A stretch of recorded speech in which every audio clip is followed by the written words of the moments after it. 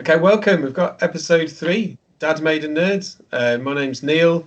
Here with Jacob, and this is our third episode. Our testing went quite well, so I really appreciate anybody who's listening to this. Please follow us, like us, subscribe, all those things. Really hope you enjoy listening to our podcast where father and son are going to talk about some of the things that they really enjoy in life, usually very nerdy things. And look forward to getting into it this episode. This episode, we're going to have a real theme of a focus around our top 5 anticipated films for 2025. So we're going to run down what our top 5 are individually, see what we agree on, and hope you enjoy listening. So thanks for joining us. How are you today, Jay? Yeah, I'm good. We're recording this a bit of a late one actually, but hence is the life of actually having real jobs and being so far apart where we can't synchronize what we're getting on with all the time.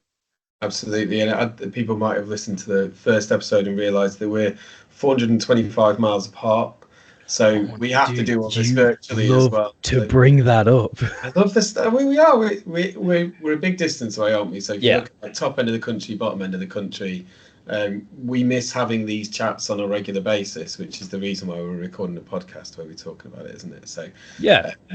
so family, some of your sisters and mum have gone to bed, so we have our time to actually talk about some of the stuff we like to talk about. It is slightly late. We have learned some lessons from episode 1 and 2, though.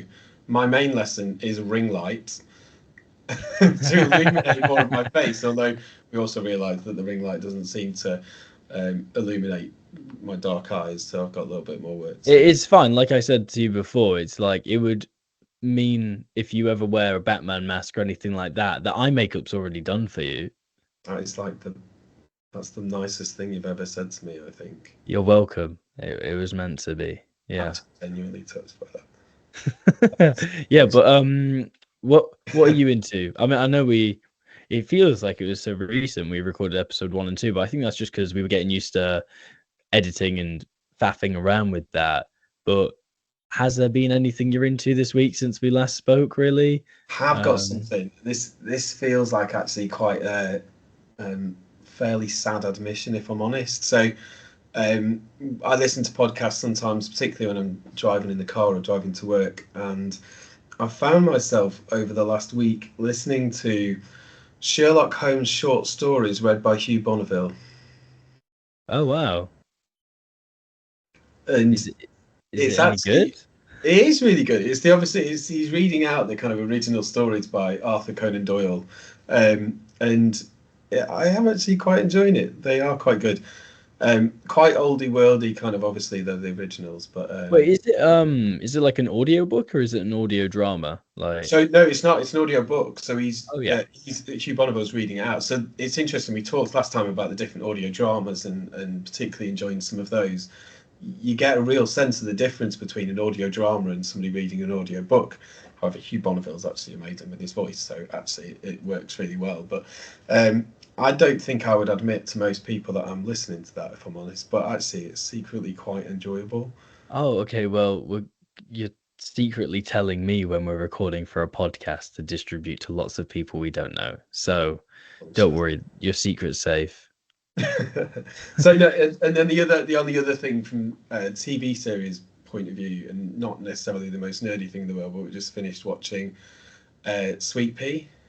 Oh yes, I told you guys to watch that. A Jacob Yeah, recommendation. It was really good. The actress is really good, Ella isn't she? Purnell. Yeah, absolutely. So actually, I really enjoyed that. It was quite quick to watch, actually. 6 episodes, so we were able to Yep. kind of. I think actually we watched it in like 2 3 nights, which is quite good. But the difference of her from the beginning to the end is brilliant. Don't want to create any spoilers. Good recommendation. Really enjoyed it. Yeah, So Sweet Pea, based off a book. I believe the first season is a prequel to the book, and it is greenlit to get a season 2. Ella Purnell, obviously, big star of the recent hit series Fallout, which is an adaptation of the game. amazing performance in that show, completely different performance in that show, but brilliant show. And also a show that I've been trying to get you to watch recently is eventually the voice of Jinx in the Arcane series that's very beloved as If we a go show. into reading or watching challenges, I know that you're going to throw out there a watching challenge for Arcane, so I I am need to predicting see you it. to do that.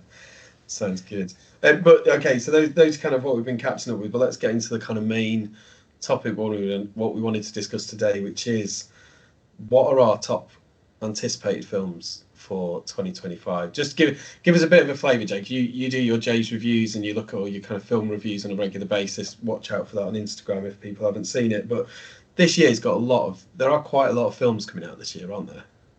Yeah, and I think what's kind of surprising over the next few years, it seems like the big kind of, I don't want to say event cinema, but the big kind of high budget, high response films, these Marvel films, these big franchise films, um, they're largely quite big named ones. It's not your subtle kind of Ant-Man kind of movies. We've got Superman, we've got Fantastic Four, which is very two big franchise films that are hyped about.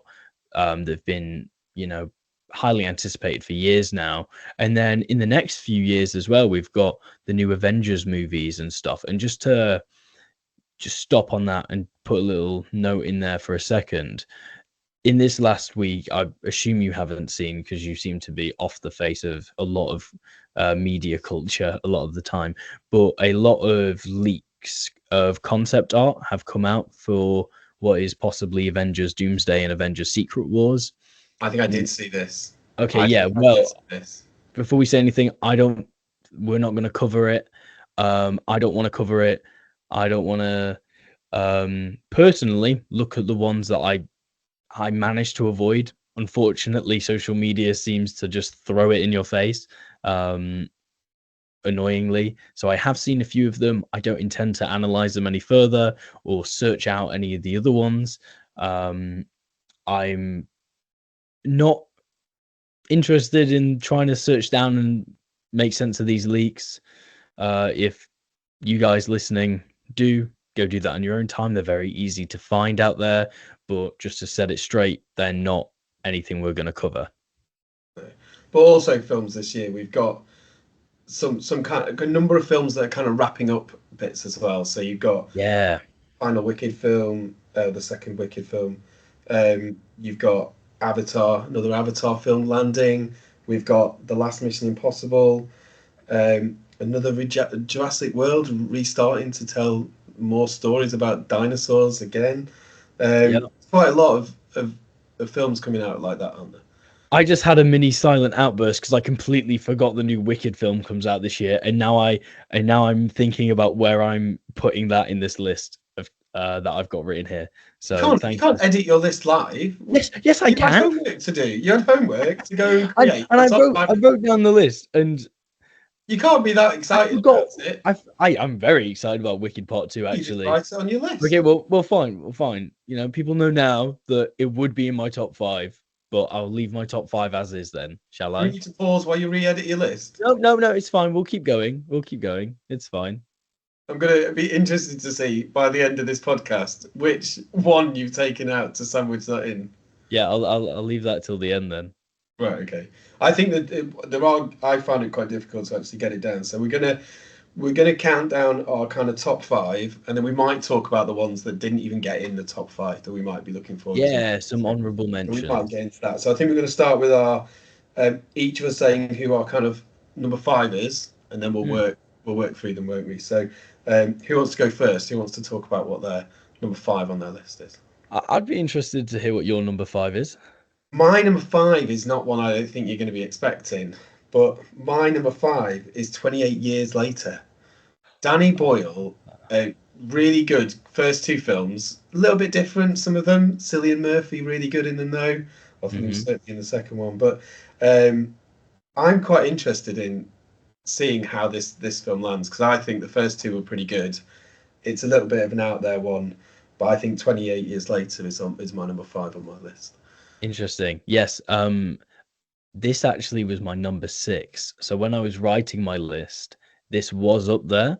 And I'm very excited for this film. The little trailer we got, the snippet, looks amazing. Aaron Taylor Johnson, although he's been in some like not incredible films, I think his performance in Craven, even though, and I get scared to talk about, especially on a podcast, my opinions of the film Craven the Hunter because of how largely hated it was. I didn't think it was that bad. I thought it did quite well for a comic book movie. It was very much a middle stack of the comic stack kind of movie. Like, it's not the best. It wasn't by any means the worst. Anyway, I think Aaron Taylor Johnson, for the most part, has a good screen presence. He's very entertaining to watch. He can be really funny. He seems to be doing something a bit different in this film, and as a whole, it seems very like well constructed in terms of it. It carries, and obviously we've only have a teaser so far, but from this teaser, it sets the tone, which is the purpose of a teaser, I suppose. And it sets that tone very well. Ralph Fiennes is going to be in it, which I love him in anything. He was amazing in Conclave that just came out in 2024, as well as a ton of other actors, you know, Jack O'Connor, Jodie Comer, loads of others. It's an all-star cast. But the reason why I thought it was in my number 5 and it maybe went a bit higher is because it's the third in a series of films, so it's almost like actually we know the first 2 are quite good. It creates that interest. If it was just 28 weeks later and it was a horror film that wasn't part of that series, it maybe probably wouldn't have been in there. But I think to see where they've gone 28 years down the line, and I like the concept of way they did the first one 28 days later and then 28 weeks later, this one 28 years later, I just think is pretty clever, so I'm interested in it. So that was my number 5. Okay, cool. Oh yeah, and also just to establish, we're recording this on the 5th of March, so you haven't seen the new Captain America, but we're going to leave that out anyway. I have seen that Captain America, so we're just going to move on as if, you know, that can't make our list. It's already been released at the time of making this video. But my number 5 is something coming on the tail end of 2025, and that is Tron 3. I saw this. This was very close to being up there. Did Tron make your list? No, it didn't. Interesting. It was one that I kind of was close to putting it on the list, mainly because first one is absolutely brilliant. The second one, the kind of cinematography, the lighting, the sound, the way I thought the second one was actually held up quite good. So I actually and they had some really big actors in the second one as well. Yeah, I don't know much about are you talking about Tron Legacy? Yeah. Legacy. So Tron Legacy from 2010. I haven't seen it in a long time. Stars like Jeff Bridges. I think I haven't seen it in a long time, but I do think it holds up quite well. And I think conceptually, it's quite a strong film. However, Tron 3, although having Jared Leto in it as a starring role, who seems to be just constantly cast in films that maybe he curses in some ways or another. I'm looking at you, Morbius. But for the most part, it's got an all-star cast. Jeff Bridges is back in it again. And the pitch, although we haven't really seen anything from Tron 3, there's been Comic-Con and press events. I think D23 recently, a while ago now, but the most recent one, where they had a panel for Tron 3, and it had one of the biggest uproars from the fans watching.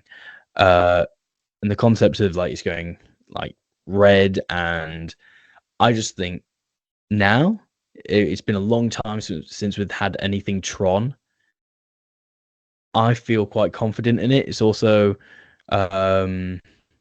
directed. Is it Disney? It's now owned by Disney. Yeah, I was going to say I thought it was yeah. But the director of which I'm going to pronounce his name completely wrong. Joachim Ronning. He directed Young Woman in the Sea that came out in 2024, a film that actually made my top 10 films of the year list. A very small film that only debuted on Disney Plus, starring Daisy Ridley, based off the first woman to swim across the English Channel. And they made that film amazingly. I absolutely adored that film. I am very excited for whatever Tron 3 is. And I think that excitement of not having a Tron-like film in a very long time is a large reason why it made my list. Oh, that's a good shout. That's a good shout. That, by the way, just a plug. If anybody wants to go on your Jay's Reviews Instagram accounts, look at your top 10 films from last year. Jacob watches every film that comes out of the cinema, so it's actually Oh yeah, and I based think on watching pretty much everything that came out. I think because of that as well, my top 5 list is largely like these big blockbuster films. Like they're not. I find that yes, I kind of end up watching every film. I like to be prepared for like I love watching like the Oscars and all and the Golden Globes, all those award ceremonies.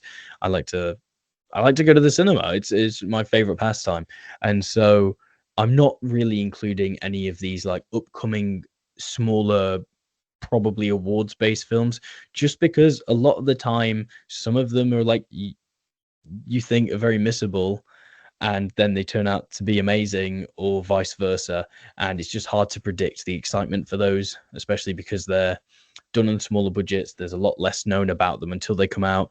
Specifically Honora is a film I missed at first because I was like, oh, it was like the whole concept kind of looked to me around, oh, let's do a realistic pretty woman. And I was like, oh, I can miss this. And it's just won Best Picture as well as a bunch of other awards. So I was glad I caught up on that one as well, but just I was a bit late to the party there. But anyway, what is your number 4? My number 4 is Mission Impossible: The Final Reckoning. On the basis of it's another example of finishing a saga. We've got the interesting thing of changing its name about a million times. Dad, But you gotta love Tom Cruise. can I tell you what my number 4 is? Go on. It is also Mission Impossible: The Final Reckoning. There is a danger, Jacob, that we'll do a podcast and actually everything that we say is exactly the same. That is a worry. Yeah. but no, I think you've got to go out with a bang on the Mission Impossible films. I mean, you cannot question Tom Cruise's absolute commitment to crazy stunts and others. And the trailer looks good. It finishes off a story. I hope it goes out. And part of the anticipation is I hope it goes out on a real positive bang, and I think it will. But yeah, I mean, the Mission Impossible films as a whole hold up incredibly well. I think maybe the first two are slightly missable, and maybe it's because of the time I got into Mission Impossible. The third one was the main one I first saw. I remember watching that for the first time, and that was just incredible. And from there, they've gotten more and more mental, but also so much better. Like, not mental in terms of, like, say, the Fast and Furious franchise, where they go, but what if we put a car in space now? Would you like that? Would we put a car in space? Is that cool? Well, they essentially became superheroes, didn't they? Let's be honest. Yeah. That's a superhero franchise now. Like, I think the one with Hobbs and Shaw, Idris Elba literally has a super soldier serum. But I think what helps Mission Impossible as a franchise kind of keep from that is that they go, oh yeah, these like insane things that like Ethan Hunt is doing. Oh yeah, well Tom Cruise is actually doing it. So yeah, either it is grounded or Tom Cruise is a superhero with a death wish.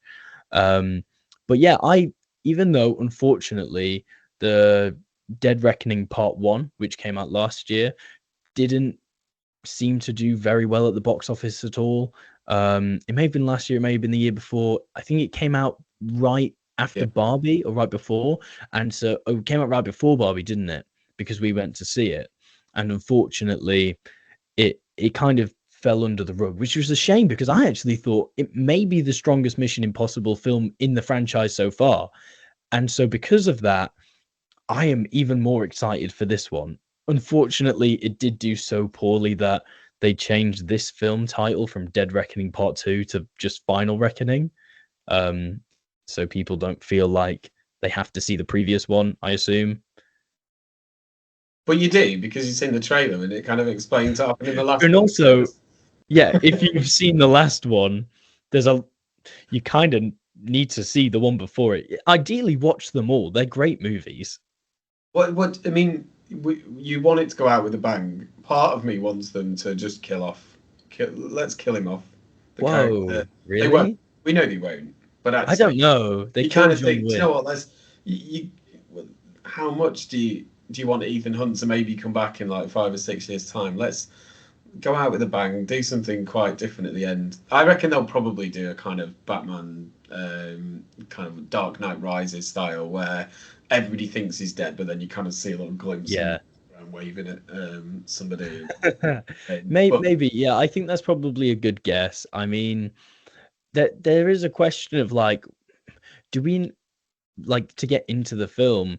Ethan Hunt as a character, like he's kind of one thing tying him to get out of the business was his girlfriend. I forgot a lot of the names of the characters, but she's off doing her own thing now. He's so like, what else is there except for him to just, be doing the job that we like to see him doing? And I mean, the thing is, will they kill him off? Because John Wick 4 recently, spoilers for that, ended with John Wick passing. And now they're in a bit of a shit position because it did so well that they're now like, oh, there's going to be another John Wick. Maybe there should be. So I guess he's not dead. But also, so what if this Mission Impossible film does actually do really well and they go, well, shit, we kind of need to make another one now.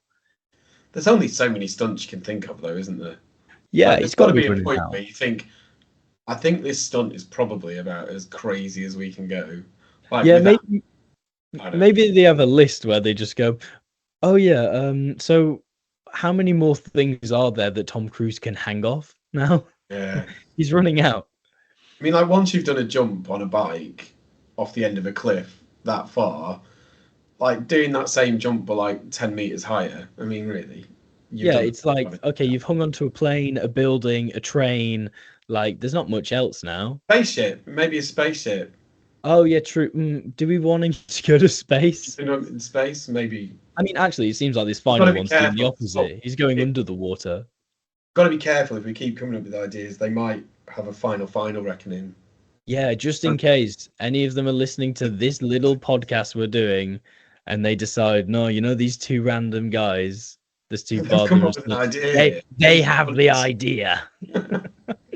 Maybe that's another episode we could do where we pitch our version of a film. Maybe. I don't think Ethan Hunt in space will get into our top 5 for that though. Should we move on to number 3? Yeah. Do you want me to go? Yeah. We'll stick with the order. I've gone Fantastic Four first steps. No, 3. so did I. Okay. Oh dear. Maybe You should have let me put Wicked in. I went with that for number 3, and I know that there might be some hate about some of the look, but I like the look of the trailer. I think this is like one of the first families in Marvel Comics, so I needed to have some of the Famously. at the top. I think it looks fresh. I think it looks pretty good what they're planning to do with it, and I like some of the times where they take a bit of a risk and they do something slightly different, and I think there's a good cast as well. So I hope it won't. I don't think it'll bomb like the last remake of Fantastic Four, which we should not talk about. But I think I'm quite hopeful about this, and I think it looks quite fun. Yeah, I think I'm excited for Fantastic Four. I have a lot of skepticism. Matt Shackman is coming in to direct this film, who famously made WandaVision, which also has this strong television element that he's also bringing into this Fantastic Four, which is like heavily shown in the trailer with this future utopian 60s style aesthetic it seems to be going for. And my issue with this film is it does look a bit plain, like, and colorless, which I was surprised at watching the trailer, because the advertisements for like the posters and stuff have been very retro 60s color toned, and that's made me really excited. But then the trailer itself just felt a bit bland. I think the heart of it's really going to be, and maybe because I love the show The Bear and Eben Moss Backrack, who's playing the Thing, but I do think maybe the Thing is going to be a large heart of this film. And I'm not sure how I think about it being set in a different world outside of the MCU, a different reality than our main 616. I think it's a good idea for the film. I'm not sure how that's going to play into the larger MCU obviously we know there's Galactus. Galactus famously is a dude who likes to chow down on universes and planets. So they're probably going to lose their universe and go to the MCU. I assume that's something that's going to happen in Doomsday and Secret Wars, because they will be in that. But I don't know how they move forward from that and just being okay being in this new reality. Pedro Pascal, I think, is a really cool Reed Richards. I'm excited to see that. Vanessa Kirby, I think, could be perfect as Sue Storm. I find that the way they show her powers in the trailer may be a bit confusing. I think the blue light just made it a lot clearer. It now has this strange spectral, like multicolored look to it, which is nice. However, we've seen that so recently in the Marvels with about 4 characters, and so I worry about it seeming generic when Sue Storm's powers are really cool, actually, and what she can do with them. But we know from Sonic 1, it's not too difficult to change some of the animation over the top. But so if a lot of people don't like the blue, then they'll change the hedgehog. I suppose so.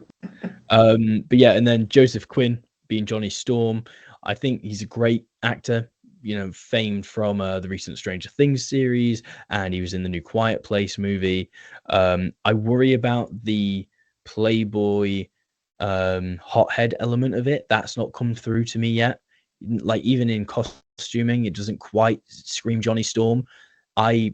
One of the cool relationships Johnny Storm has in the comics is seeing him team up with Peter Parker. They're really close friends, but they're such opposites as well. Like, they're such different people. Peter's this lame nerd, and then Johnny Storm is the complete opposite. And looking at them both, they kind of seem a bit too contemporary in that sense for me. Again, we'll see. Very excited for the film regardless. I think it's going to be really fun. I think it's a new breath of fresh air, especially for the MCU. I would love to see Tom Holland and Johnny Storm, because you're right, in the comics the Spider-Man kind of Johnny Storm relationship is really cool. In that run of comics that I was reading, I think before issue 700 of the Spider-Man, Johnny Storm dies for a period of time, and there's like a whole issue that goes into the kind of Peter just absolutely devastated by losing his friend. It's really cool. I would love to see that. So there is a possibility, however this goes, that in my land, I agree with you. There's an element of where does it sit in the MCU. The other thing you don't want though is just a same old kind of rehash of a movie of a family of the Fantastic Four where it's just in the MCU and it just has the same old format. I do like that kind of WandaVision style look, and the director did a really good job with that, and that's part of the reason why it was quite high up on my list. Yeah.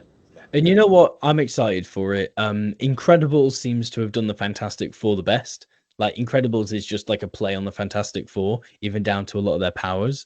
So if the Fantastic Four can have that family element, that's the main thing, and that joyful kind of family element. I just find it interesting how excited, even for years before we saw anything and we only knew Fantastic Four was being made, until now, like, there's so much support and excitement I find on social media, online, about the Fantastic Four.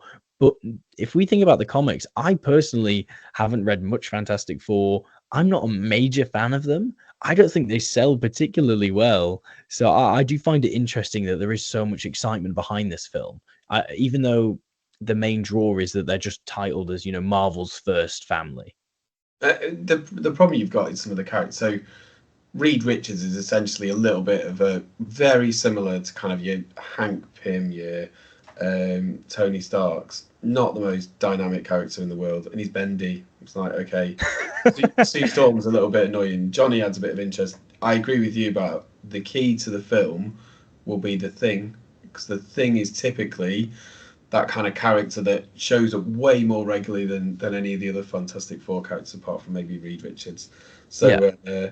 But I do think getting that character right is pretty much key to the film landing. Yeah, and Reed is famously the smartest person in Marvel Comics, and what I think Pedro can bring to the role, more than, say, when John Krasinski showed up as a possible Reed Richards in Multiverse of Madness, that I don't think he understood, or that film didn't understand, is that emotionally he's a very detached human being. Like, he is very much about the work and science and solutions, and is quite insensitive to people, except for his relationship with the Thing, Ben Grimm, because originally in the comics, the whole reason they come out to the world as this superhero family is because he doesn't want to make Ben feel isolated, because he can't hide his powers unlike the others. So he goes, no, we're all going to put ourselves forward, all say we're these superhero beings, so Ben doesn't feel as alone. And so that's, I think, an element as well that I hope they bring to the table with Fantastic Four, is the tragedy of the Thing. And with Eben Moss Backrack, who I adore in anything he does, his cousin in The Bear, even in Andor season 1 recently, I do think that heart will be able to be quite prevalent there. Sounds good. It's a good one to look forward to. When's Fantastic Four out? Is that back end of the year, is it? Oh, I'm not sure. It's surely a summer release. Yeah. Right. Okay. Let's see if our number 2 and number 1s also match up. Number 2. Wait, aren't we on our number 2? Yeah. Yeah. We're on our number 2. Yeah. I'm just saying our number 2s Okay. and number 1s, are they going to be the same? I don't know. You go first this time. What's your number 2? Okay, cool. So just to let you know, I think if I was able to slot Wicked in, Wicked Part 2 would go at my number 2, and everything else we've heard would bump up, which would include this film I'm about to say going to number 3. Because we're not doing that, because I wasn't allowed to change it. You bump them all down? Yeah, whatever. Okay. Up, down, doesn't matter. You know what I mean. But my number 2, as written, is James Gunn's Superman. Oh my word. My number 2 is James Gunn's Superman. I don't know. I did not right. If your number 1 is the same number 1 that I have, I'm going to be really surprised, but we'll get to that. It won't be. No. What is your number 1? You have to wait. We have to talk about Superman first. Okay, yes, of course. Okay, so Superman. I don't know if it's on your list. It may be. But wait, do we say your number 2, or do I just talk about I just said my number 2 is Superman as well. Oh, it is. Okay, cool. It's the same.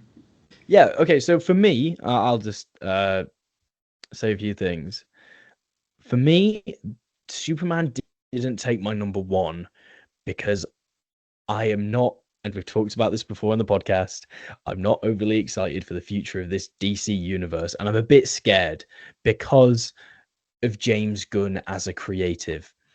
And a large part of the advertisement and the kind of progress for this film has been less the brand of Superman and the cast, and more James Gunn being the face of it all.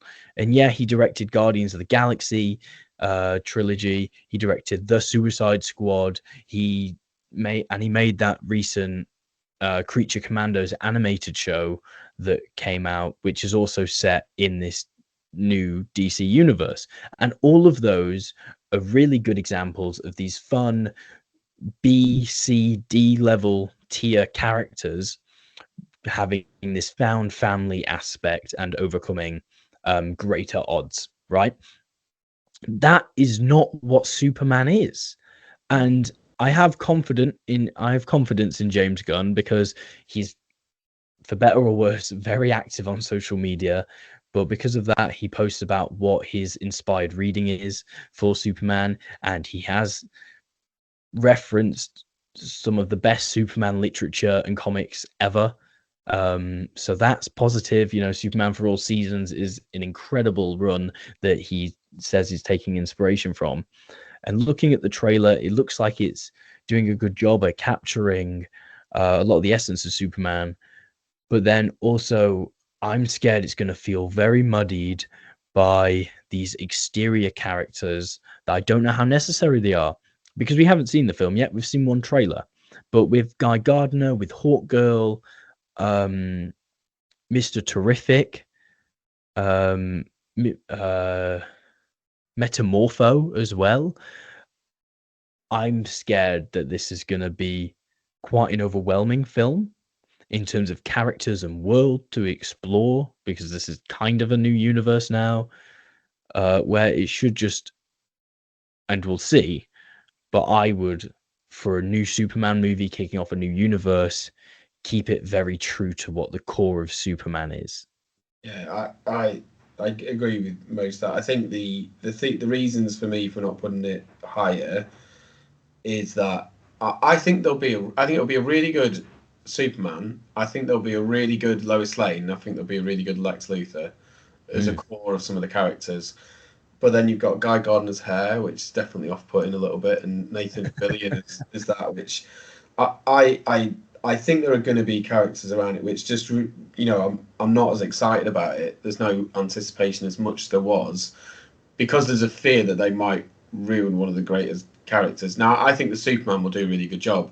The question is, will the story hold up? Yeah. Um, I so mean, it's like famously, just Superman as a character doesn't have as many stories because as say Batman does, even though they're like on the same level as characters, because it's hard to write a good Superman story. You have to really understand the heart and what the meaning of Superman is and the messaging behind it and the true struggles, because just giving him something that he has to punch even harder or try and hurt him kind of aren't the stories that sit with Superman, because the idea of it is of him is that he's this god that's pretty much invincible. So how do you write a story where you really care and there are stakes, but also maintaining that this man is a god? Yeah, the best Superman stories are not the ones about him fighting something stronger. You know, they're usually about things that go on to do with his home planet, his struggles with being Superman and his other life, and how he kind of manages that. Um, I don't know. Yeah, I think it'll be a good film, and Yeah. it's up there at number two, but it wasn't quite number Yeah, one. it's either way, it's our top two film that we're excited about this year. Yeah, And you but it is a know, surprise having a comic based, kind of nerd based podcast also that we're true. talking about him and it not being number one is probably the big. True. Wait, my yeah, and you saying that made me realize that my number one isn't a comic book based thing at all. Mine isn't either. Yeah, interesting. Okay, are we ready to move on to our number one anticipated movie of 2025? Yes, I'll go first. So my number one most anticipated film is Wicked for good, Yeah. mainly because I love a musical. And the first one was really good, obviously, really good first film. But I genuinely don't know what's going to happen in the second one, having not watched the musical. Oh, Therefore, I'm brilliant. genuinely quite interested in it, and I think it's going to be really good. So I am quite looking for Wicked. Is my number one. Um, really good performances in the first one. There's some original music I think they're planning for the second one. Hmm. It is just something I'm more excited about than some of the others, which is a bit of a surprise, noting the kind of theme of the podcast. But we could change it. We could call it something to do with musicals if you want. Yeah. Dad made a theater nerd. That still works. It still does work. But no, yeah, Wicked was a film that I've been very excited about for the last year. But Except I you did, forgot about it in your list. yeah. Uh shut up. Right. No, no. And you know what? Upon reflection, I think Wicked should be number one. I was absolutely blown away with the first Wicked, with the Wicked film that came out this year or last year. It was just it was it may have been my number one movie of the year. No, I think it was number two because Alien Romulus just surpassed it, because that has a lot of personal nostalgia and love for that franchise that I think it replicated so amazingly and also built off. But Wicked, as a part one, was so incredibly strong as a structured film. There's also the fear with doing a part one, part two film that you leave the first one feeling unsatisfied and like it's a major cliffhanger. Um, but the first part did such an amazing job at both leaving a cliffhanger that makes you want to be so ready for part two, but also feeling satisfied with what we were given. Yeah. And I won't say much about Wicked Part 2. I know more than you. I don't know everything. I know it gets a lot darker, which, if you know anything about me, I love when the tone gets darker and there's a lot more grit to things. So I'm really excited for part two and where it can go. I think in terms of box office, it's going to be a smash hit. I don't know how it can't be. The first Wicked was so incredible and received so well. And I also think because it's the finale, the part two, I think its awards chances is going to be a lot better. I think they all deserve nominations, especially Ariana Grande, who did get a nomination this year for Best Supporting Actress, was totally deserved. And Cynthia Erivo brings such a amazing complexity to Alphabet as well that I don't know how anyone can't be excited for this film. Yeah, no, I agree. I think it does look really good. And we all like to sing along, don't we? Yeah, exactly. Who doesn't love a happy, heartwarming film? Absolutely. Or dark ones where houses land on Yeah. people.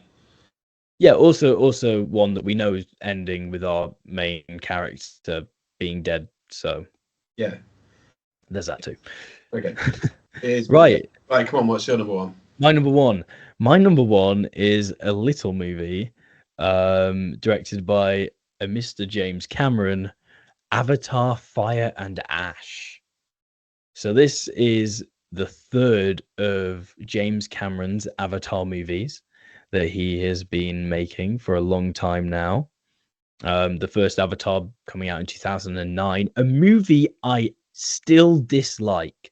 I've never liked that film. I still don't. I think it's an overt, poorly done rip off of Pocahontas, weirdly. I think just the way some elements of that film are constructed and written and put together doesn't sit with me very well. I just don't find it overly entertaining. I have a few issues with it. However, I went to see Avatar: The Way of Water, which came out in 2022. I went to see it in the new Real IMAX 3D, and it was just mesmerizing to me. It was one of the most memorable cinema experiences I've ever had. I never really thought 3D would be so immersive, but with the way it was done, the way it was purposely shot for that, how it was really pushing what 3D can do, and as a film, it's so beautifully constructed. And because of that alone, and because I watched that 3 hour epic just completely entranced by it, um, I am so excited for this next Avatar movie, which is bringing in Fire Navi. So it seems to be slightly maybe ripping off Avatar: The Last Airbender as an animated show with the elements and that kind of thing. But to be honest, I don't care because we've got the air Navi, we've got the water ones we met in the last movie.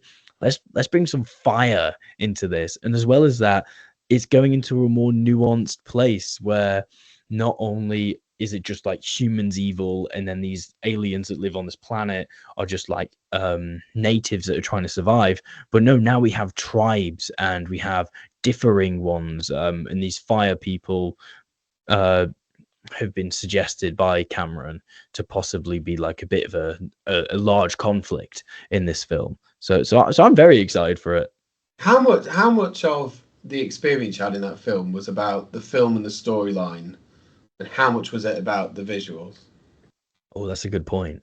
Um, I found that the stories, I found it for the most part really compelling. There were a lot of characters to deal with, and I thought for the most part it told a really strong, cohesive story from start to end. I think it did a strong point of giving more focus to the more interesting characters. However, the start of that film and the end, and for a large part of the middle, it's a gorgeous film throughout. Every sequence is just beautifully constructed from a cinematography perspective, which is weird to say because a lot of it's not real. It's VFX, but still they have to film it. It's just gorgeous. However, with some of the cliffhangers that were left off in at the end of the last one, I am so overly excited about where this next one can go. And we already know that after this one, he's going to make a fourth and then possibly a fifth, and they're just going to keep going because James Cameron's just going to keep getting given money and he's just going to keep churning them out. So I hope the consistency can stay there, because I was so amazed by the last one that's why this one made my number one. Oh, that's good. I have to be honest. It was near. It was in and around my top 5. It was nearly there, but I couldn't put it on there because the last one, I didn't watch it in the cinema. I waited till it came out, so I didn't get that visual experience. The film was good. Really enjoyed it, but is it really one that I'm thinking I really can't wait? And it wasn't. It wasn't above some of the others. I understand that. I hope it is a really good film. I also think you can't just keep introducing a new tribe. And like, oh, we've made water people. Oh, well, we've got the same problem. Let's go and speak to some fire people. I mean, they're going to have to run out of elements, aren't they? Yeah, well, I am scared that I think the fourth one might go into like, well, now we've got the Earth Navi who move rocks. Then the underground Navi who were all underground, and then we've got lightning, and then I don't know what else there is. I don't know, Space Navi. Space Navi, that's a good one. The ones that hang around out up there in space. Yeah.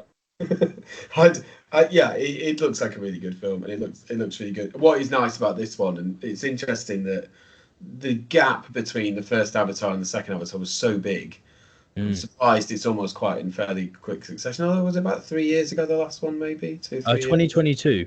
Yeah. Okay, so yeah, maybe it is 3 years ago, and it's towards the end of the year. I think that's like a December release as well, isn't it? Yes, it is. By the end of the year, I think I'm pretty sure it will be really good. I mean, this recent one managed to surpass the box office again, make an absolutely ridiculous amount of money. So the audience is there now at the moment. But yeah, should we say a few different honorable mentions as well? I was going to say, because actually there's quite a lot of really good stuff that we've not. Obviously, I didn't know what your list was going in. You didn't know mine, so we didn't want to mention them at the start in case they did appear on our lists. One I will say that I think I'm moderately excited for, not top 5 excited for, but is The Accountant 2. Yeah. Ben Affleck returning, or who's the other actor that's in it with him? I can't remember who the. J.K. Simmons is going to be in this one. John Bernthal, who plays the Punisher. Yeah. The first film was really good. Really liked the first one. It was Anna Kendrick was in the first one as well, wasn't she? I don't know if she's coming back for the second one. Oh, I couldn't remember. It was so long ago now. Potentially, but yes, she was. I think that one does sound quite good. The other one is, we've not mentioned Jurassic World Rebirth. True. There's only so many islands you can go to and just kind of find dinosaurs that become big and scary. But I'm sure it will be a really good action adventure film. Talking of the R for it, I'm not sure. Yeah, talking of Wicked, stars Jonathan Bailey, who's of Wicked and Bridgerton fame. Scarlett Johansson has been championing wanting to be in a Jurassic Park franchise film for a long time now, so I'm very happy that she's finally got to do that. Mahershala Ali, an incredible Oscar-winning actor as well, joining the franchise here, which only makes us more curious about what the hell's going on with Blade. He's going to come in a Blade film anytime soon. Well, if that ever happens, there's a whole can of worms there. But also directed by Gareth Edwards, who obviously came in, made the start of Rogue One, which is a brilliant Star Wars film. 2014's Godzilla as well, which I actually, upon revisiting, I really love elements of that film. But most impressively to me is 2023, one of my favorite films, The Creator, which was a film that unfortunately didn't seem to get that much attention, but I think definitely deserved it. Kind of a not so distant future, dealing with elements of moral humanity and war, starring John David Washington Jr. And a very beautiful film as well. And Gareth Edwards actually comes from a VFX background, so he knows going in how to use the budget well for a film, but also to make the VFX look good, which excites me for the dinosaurs. And there are a few elements that are coming in with that film. So they're doing a scene which was originally storyboarded for the first Jurassic Park, where they have to wade through a river on a little boat where a T-Rex basically stalks them like a crocodile. And so that they're going to do that in the film, which is exciting. But Did then they also used to do that though? Did T-Rexes used to wade well, through rivers? no, but people get excited because it was a plan for the original Jurassic Park. So you have to be excited for it because they They wanted did to that. do They that. did that in Godzilla though. Well, he has a thing. He likes wading through water, I guess. But Okay. but then also, yeah, Thunderbolts was the other one on the list for me. I actually think this is going to be one of the best Marvel films of the year, Thunderbolts, but it didn't quite make my list because it might be a bit. The anticipation isn't there because they're starting to be a bit samey. But I think the cast of Thunderbolts sounds like it's going to be quite a good, enjoyable Marvel film. I think yeah. so. I'm really excited about that as well. It didn't quite make my top 5 because it's just not as highly anticipated and it's as seemingly different as say Fantastic Four, another Marvel property. I do worry about how it's going to do as well, seeing how Captain America: Brave New World didn't seem to perform brilliantly, and so Thunderbolts is of a similar tone, I would argue, having that kind of grounded superhero street element to it. However, with what I like to see is expendable characters that could have a nice gateway into a lot of heart for this film, a lot of anticipation of who's going to die, who's going to live, and also introduction of the character Sentry, who's basically Marvel's equivalent of Superman, seeming to be the main threat there. So that's quite exciting. Another honorable mention I would like to mention is Mortal Kombat 2, which I only mention because I pray they learnt their lesson from the last recent Mortal Kombat movie, and they recently released an image of Johnny Cage, sorry, one of the most famous Mortal Kombat characters, and played by Carl Urban, who I think is amazing casting for Johnny Cage.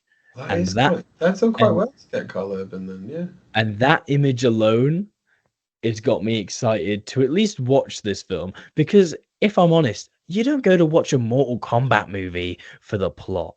You got to watch people fight each other and break bones, and that's all you really need to achieve.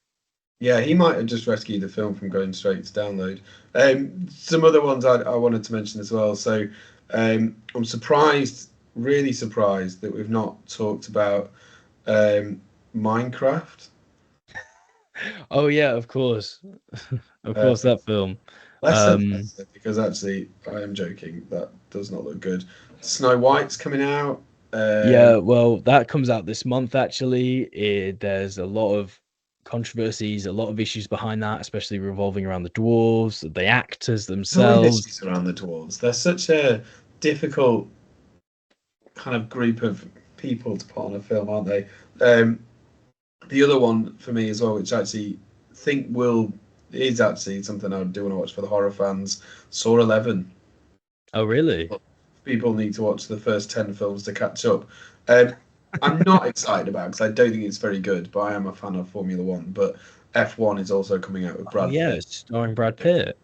I watched not so long ago the one about Niki Lauda with what's he called? The guy who played Thor. Chris Hemsworth. Chris Hemsworth plays Niki Lauda in, I can't remember, I think it's called Speed or something like that. That was actually really good Formula One film. I'm not sure how good the one with Brad Pitt's going to be, so not up there on my top list. So it's a busy year for films coming out, isn't it? Yeah. some good stuff. I think we've just ran through our top fives, which are quite aligned. And hopefully, people will be able to hear what some good suggestions of why Yeah, they're. so just to reiterate, what is your top five from 5 to 1? So my top five is number 5, 28 years later. Number 4 is Mission Impossible: The Final Reckoning. Number 3 is Fantastic Four: First Steps. Number 2 is Superman. Number 1 is Wicked for Good. What's yours, Jay? Yeah, and mine is number 5, Tron 3, Mission Impossible: Final Reckoning, Fantastic Four: First Steps, Superman, and then Avatar: Fire and Ash. But if we're being honest with ourselves, everyone should have Wicked for Good at their number 1. So Absolutely, really good. We need to just before we kind of finish the podcast, we need to do our dad advice. oh, of course. I've decided this week not to do something which turns us into a very awkward conversation between father and son. It helped end the podcast brilliantly, though. I will give you that. It did. This one may be more inspirational, but it's from The Flash this time. I'm not exactly sure what issue it's from, if I'm honest, but it's from a Flash comic. Life doesn't give us purpose; we give life purpose. I thought that was really good, and I think, really important that we just think about what are we doing this podcast for? We're doing it because we want to, because we enjoy talking about things. So I think this is chat shit. My advice to you, Jacob, as my son, is, give life purpose. Do things that are interesting. Make yourself interesting. Do things that make you get up out of bed and enjoy things like this podcast, which is what we're doing it for, isn't it? Oh, lovely. Yeah, I agree. Thank you. And this podcast is here to just be an excuse for us to catch up and talk all of this nerdy crap, which we would otherwise be doing with a few annoyed family members in between us. So, So with that, you can find me on Instagram at jgrooves2. You can find my review account at jreviews. They're all linked in the bios to each other. Please follow us on Instagram and TikTok at Dad Made a Nerd Pod. You can please follow the podcast itself on Spotify. Subscribe to us on YouTube. These are all up now. We'll have a new episode up now every Monday, I believe, Monday morning, UK time, whatever that is. And please like, share, review, rate us 5 stars, do all of that lovely stuff. Whatever else you can do, we really appreciate it. It's really fun seeing a response from the 2 episodes we've done so far. It's more fun just being able to do this, to be honest. And do you have anything to plug at all? No, just I hope people enjoyed it. Make sure we follow and subscribe, and we look forward to another one next week. Yeah, brilliant. Right, Thanks, we'll leave it there.